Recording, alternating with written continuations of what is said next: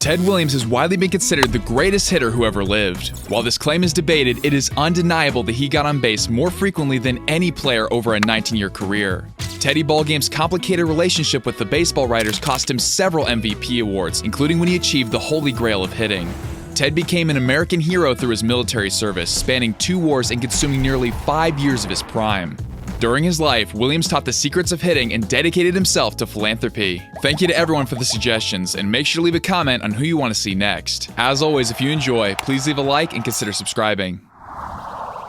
Theodore Samuel Williams was born on August 30th, 1918 in San Diego, California. With his parents hardly attending to their 2 children, Ted found sanctuary at the North Park Playground, where he played baseball year-round and gained a reputation as a hothead. His keen eyesight, rated at 2010, helped him excel both as a hitter and a pitcher in high school. He signed his first professional contract with the Padres, then a Pacific Coast League team. On December 7th, 1937, Hall of Fame second baseman and Red Sox general manager Eddie Collins struck a deal to acquire Ted's services, sending 3 players and $35,000. During his first spring training in 1938, a young, rail-thin Ted Williams was called the Kid by Red Sox clubhouse manager Johnny Orlando, a nickname that stuck. Ted was assigned to Double-A Minneapolis Millers and proceeded to win the American Association Triple Crown. At 20 years old, Ted confidently stated, "All I want out of life is that when I walk down the street, folks will say, 'There goes the greatest hitter that ever lived.'" On April 20th, 1939, Ted Williams made his MLB debut on opening day, picking up a double against future Hall of Famer Red Ruffing. Briggs Stadium, the Detroit Tigers' home field, was Ted's favorite place to hit. In his first game at Briggs on May 4th, he completely cleared the right field seats during a 2-homer day. Back when the MLB season was 154 games long, Williams drove in 145 runs, setting an MLB rookie record that still stands. In the American League, Ted was 3rd in home runs and 2nd in doubles. The Kid was in elite company when he placed 4th in MVP voting. Bob Feller, Jimmie Foxx, and Joe DiMaggio finished ahead of him. The moniker Splendid Splinter was derived from Ted's offensive ability and slender build. He was labeled a weak defender, though for the majority of his career, he was serviceable as a left fielder. In 1940, he was an all-star for the first time but took a step back in the power department. When occasional hecklers rained down boos, Williams famously vowed never to tip his cap to the fans in appreciation. On August 24th, Ted made the only pitching appearance of his career, striking out 1 in 2 innings of work. Williams also came to be known as Teddy Ballgame, a fitting description given how he lived and breathed the national pastime. He obsessed over hitting, pouring in countless hours studying pitcher tendencies and looking for any weaknesses he could exploit. Williams emphasized the importance of selecting the correct bat, pioneered the use of lighter bats, and meticulously prepared the lumber before games. In 1941, Ted Williams took his game to the next level. At the All-Star Game, he belted a walk-off 3-run home run, leading MLB with 37 home runs and 147 walks while striking out just 27 times. He pursued the elusive 400 batting average. On September 27th, it stood at 3,996, rounded up to 400 in official record books, but doubts arose about its legitimacy. Instead of sitting out, Williams played a doubleheader against the Philadelphia Athletics, going 6 for 8 to raise his average to 406. Modern rules would place it at 412, as sacrifice flies would not count against him. At age 22, Williams won his first batting title and became MLB's last player to bat 400, with Tony Gwynn's .394 average in the strike-shortened 1994 season coming the closest. Ted's .553 on-base percentage is the highest of any MLB player in the 20th century. Williams led all of baseball in 10 major offensive categories, but finished runner-up to Joe DiMaggio in MVP voting, who set the 56-game hit streak record and was a world champion with the Yankees. This, in combination with Ted's unfavorable relationship with the media, cost him the award. Throughout his career, Williams frequently borrowed writers from the clubhouse, showed disdain as they passed, and even spit toward the press box in contempt. In 1942, Ted built on his legendary season by leading MLB in batting average, home runs, and RBIs, marking his first year to claim the Triple Crown. No American League player was particularly close either. For a second straight year, Williams finished runner-up in MVP voting. This time, the Yankees' Joe Gordon, who led in strikeouts and double plays hit into, was the award's recipient. During World War II, Ted Williams spent 3 years training as a Navy and Marine Corps pilot, graduating top in his class. His primary duties as a flight instructor kept him from seeing combat. He played baseball on military teams whenever time permitted, and his service ended at Pearl Harbor in 1946. Ted immediately returned to professional baseball and picked up right where he left off. On June 9th, he crushed a 502-foot home run, the longest in Fenway Park's history. To memorialize this feat, the Red Sox painted the bleacher seat where the ball landed bright red. At the All-Star game, he torched the National League with a 2-homer game, the second of which amusingly came against pitcher Rip Sewell's blooper, otherwise known as an eephus. On September 13th, Ted hit an inside-the-park home run, lifting Boston to a 1-0 win and securing the American League pennant. Williams finished second in the batting title race and posted his third straight year with over 10 WAR. He paced MLB in 9 major offensive metrics and finally received an MVP. The Red Sox played the St. Louis Cardinals in the World Series. Ted's performance in the Fall Classic was hampered by an elbow injury when he was hit by a pitch in an exhibition game meant to keep players sharp. Williams batted .200 with 1 RBI as Boston fell in 7 games. Had he been fully healthy, the outcome of his only chance at a championship might have been more favorable. In 1947, Ted earned his second Triple Crown, leading the American League with a .343 average, 32 home runs, and 114 RBIs. Historically, only 2 players have achieved this multiple times, Rogers Hornsby and Ted Williams. His 162 walks pushed his on-base percentage to .499. Joe DiMaggio did not top the league in any offensive categories, yet beat out Ted for the MVP again, this time by 1 point in voting. Interestingly, trade talks between the Red Sox and Yankees owners once discussed swapping Ted and Joe, though the timeline remains unclear and nothing ever came of it.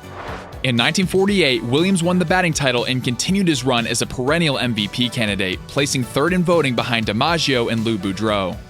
In a sizzling stretch from July 1st to September 27, 1949, Ted assembled an MLB record 84-game on-base streak, requiring at least 1 hit, walk, or hit by pitch. The next closest is, you guessed it, Joe DiMaggio in 1941, reaching safely in 74 consecutive games.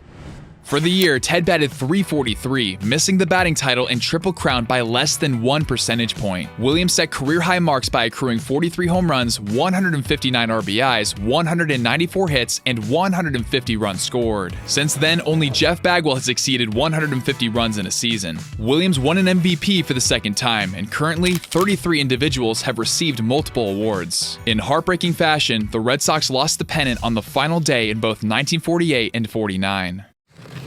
Starting in the late 1940s, Ted began a lifelong partnership with the Jimmie Fund, supporting their efforts to alleviate the burden of cancer for patients and families. He attended American Legion banquets, churches, Little League games, and more to raise awareness and funds. Williams made countless visits to sick children at the Jimmie Fund Clinic, and his advocacy significantly advanced childhood cancer treatment. If you would like to learn more, I'll leave the link in the description of this video. During the All-Star game in 1950, amidst another stellar season, Ted shattered his elbow after crashing into the outfield wall. He somehow managed a go-ahead RBI single later in that game, but would miss most of the remaining schedule. In 1951, Williams led MLB with a .464 on-base percentage, which by his standards was a down year. In 1952, Ted was called to serve in the Marines during the Korean War. Reluctantly accepting, he was assigned to a squadron with John Glenn as one of his wingmen. Captain Williams flew 39 combat missions and miraculously survived his jet crash landing. When the war was nearing an end, he returned stateside in time to attend the 1953 All-Star Game as an honored guest. Despite the interruptions, he batted .407 in 91 at-bats during the season. On the first day of spring training in 1954, Williams broke his collarbone while diving for a ball and would fall 14 at-bats shy of qualifying for the batting title. Ted batted .345 and posted a .513 on-base percentage. In 1955, Ted played in a reduced 98 games, but was worth nearly 7 wins above replacement, finishing 4th in MVP voting. Had he garnered enough at-bats to qualify, Williams would have led MLB in the triple slash line numbers by a wide margin.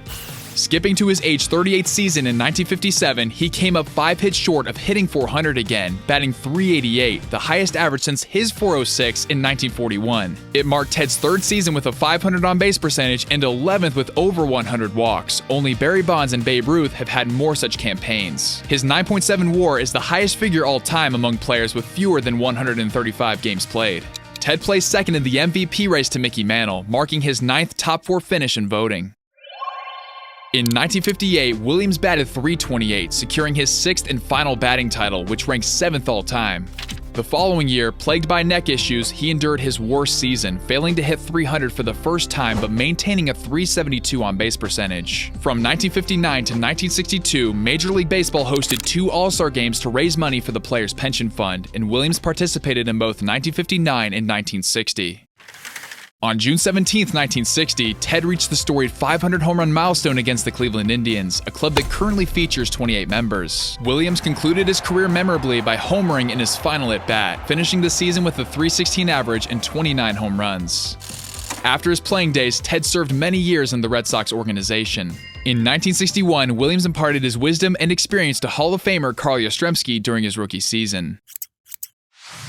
Ted's resume includes 19 All-Star appearances, 6 batting titles, 2 Triple Crowns, and 2 MVP awards. He amassed 121.8 WAR, batted .344, mashed 521 homers, drove in 1,839 runs, and tallied 2,654 hits. His career .482 on-base percentage is the highest of any player. To put that into perspective, Barry Bonds would have to come out of retirement and reach base safely in 910 consecutive plate appearances to surpass him. Williams sports the highest batting average of any MLB player who started their career after 1920. His slugging percentage, OPS, and OPS Plus all rank second, only behind Babe Ruth. Among players with a minimum of 5,000 plate appearances, he's 7th in batting average, 16th in RBIs, 20th in runs scored, and tied for 20th in home runs. Ted's ratio of 709 strikeouts to 2,021 walks is astonishing. Only Babe Ruth, Rickey, Henderson, and Barry Bonds have more walks. Williams is the sole member of the 500 home run club to have struck out fewer than 750 times. Hypothetically, what would Ted's stat line be if he never lost nearly 5 seasons serving in 2 wars? From 1939 to 1949, he batted .353, averaging 33 home runs, 130 RBIs, 186 hits, and 8.9 WAR.